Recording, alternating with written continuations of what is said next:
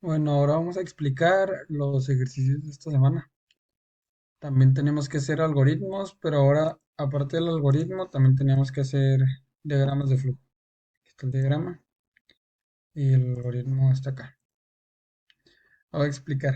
En este ejercicio nos pedía que detalláramos cómo era todo lo que hacía un repartidor para entregar la comida, desde el proceso que hace el chef en el restaurante hasta entregar la comida a la persona, ¿verdad? El algoritmo lo tenemos por pasos. El número uno es el inicio, recibir pedido del cliente, verificar disponibilidad de pedido. Si hay disponibilidad, aquí es una condición. Si hay disponibilidad, se sigue el paso 4 y si no hay disponibilidad, se notifica al cliente. En el paso 4 es preparar el pedido. 5 asignar repartidor. 6 registrar datos del cliente. Dar pedido al repartidor. El repartidor entrega el pedido, cobrar y registrar entrega. Y el fin, el cierre del ciclo. Y en el diagrama de flujo, pues tenemos un inicio con su figura, una entrada, que es recibir el pedido, una condición, que es si hay lo que el cliente está pidiendo, se sigue el paso 4 y si no hay, se notifica. El paso 4 es preparar el pedido, después asignar repartidor, registrar datos del cliente, dar pedido al repartidor, eh, entregar pedido, cobrar y registrar entrega. Y el fin, se cierra el diagrama. En el siguiente ejercicio nos pedía que lleváramos a un zorro, a una cabra y a un repollo al otro lado del río en una balsa, pero nada más podía ir uno a la vez en la balsa, entonces teníamos que cruzar al otro lado del río todos sin que ninguno estuviera en peligro con quien se quedaba. Entonces el algoritmo está al inicio, llevar la cabra al otro lado, volver solo, llevar al lobo al otro lado, regresar con la cabra, llevar al repollo al otro lado, volver solo y llevar finalmente a la cabra al otro lado. Y así se cierra el ciclo. En fin. En el diagrama de flujo tenemos el inicio, una condición, digo, una entrada, perdón. Llevar la cabra, volver solo, estos son procesos.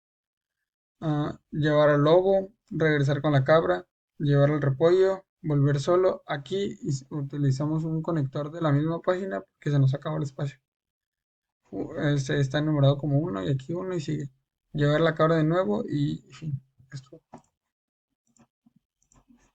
En el siguiente problema nos decía que en una tienda de naranjas, ah, cuando ya cerraban y los que quedaban adentro recibían un 15% de descuento en sus compras. Entonces, pero acá nos pedía ya también tabla de análisis, algoritmo y diagrama de flujo. En la entrada de la tabla de análisis tenemos el precio original, en el proceso calcular el 15% y restar el descuento al precio original. Y en la salida, en monto a pagar con descuento, o sea, ya es la impresión. En el algoritmo tenemos el inicio, leer precio original, calcular el 15% de descuento, calcular total a pagar, imprimir precio final y fin. Y en el diagrama de flujo tenemos el inicio, leer el precio original como entrada. Por eso tenemos calcular el 15%, calcular el total a pagar y la impresión del precio. Y otra vez un conector de página aquí, uno y uno, y fin. Y en el último problema, igual nos pide una tabla de análisis, pero esta nos pide calcular el ahorro anual que puede hacer una persona. am, Calculando como si pudiera ahorrar el 10% por semana de su sueldo, el 10% de su sueldo por semana. En la entrada tenemos el sueldo semanal, en el proceso calcular el sueldo semanal, calcular el ahorro semanal y calcular el ahorro anual. Y en la salida ahorro total anual. En, en el algoritmo tenemos el inicio, leer sueldo semanal, calcular sueldo semanal, calcular ahorro semanal, calcular ahorro anual y imprimir el ahorro anual. Y es el fin. Y en el diagrama tenemos el inicio, la entrada, leer el sueldo semanal, calcular el sueldo semanal, ¿sí? Calcular el ahorro semanal, un conector de la misma página que se conecta, calcular el ahorro anual, imprimir el ahorro anual y fin.